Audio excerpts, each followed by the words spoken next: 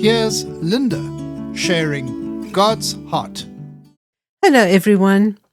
These were exciting times for the children of Israel as their chapter of slavery closed.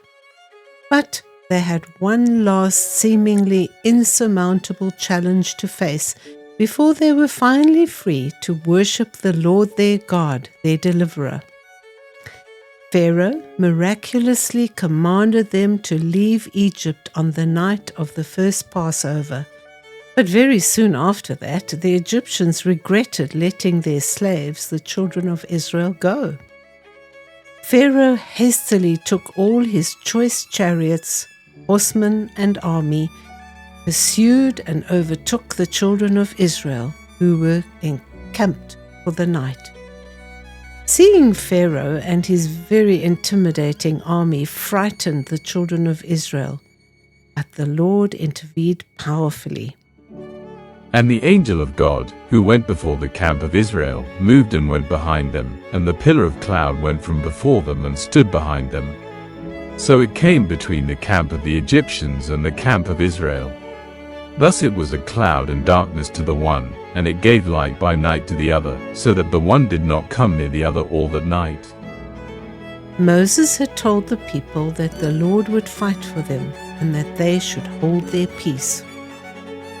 That night, Moses stretched out his hand over the sea, and the Lord caused the sea to separate by a strong east wind all that night, and made the sea into dry land, because the waters were divided. And now we come to our main verse of this episode. By faith the people passed through the Red Sea as on dry land, but when the Egyptians tried to follow they were drowned. This time it was the children of Israel who collectively put their belief in what God had told them through Moses into action. By faith they walked through the sea on dry ground, despite the water forming high intimidating walls on either side of them. It was a combined act of faith by the people and not only by Moses.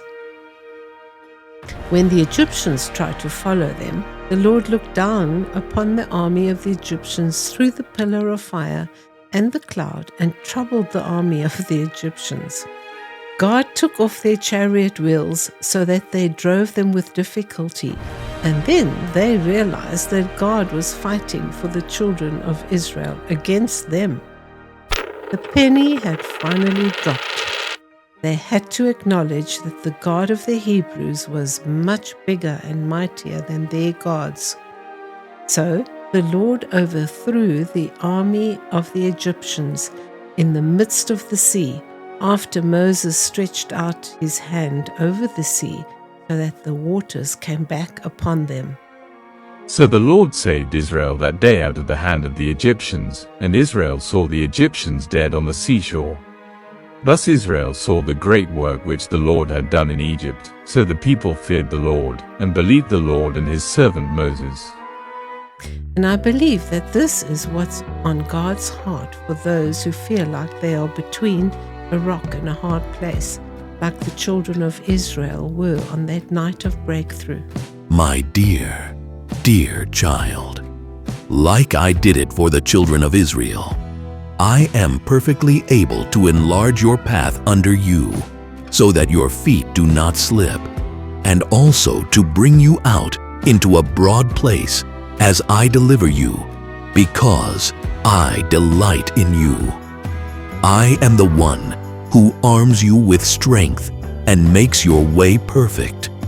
With much love, your heavenly Dad.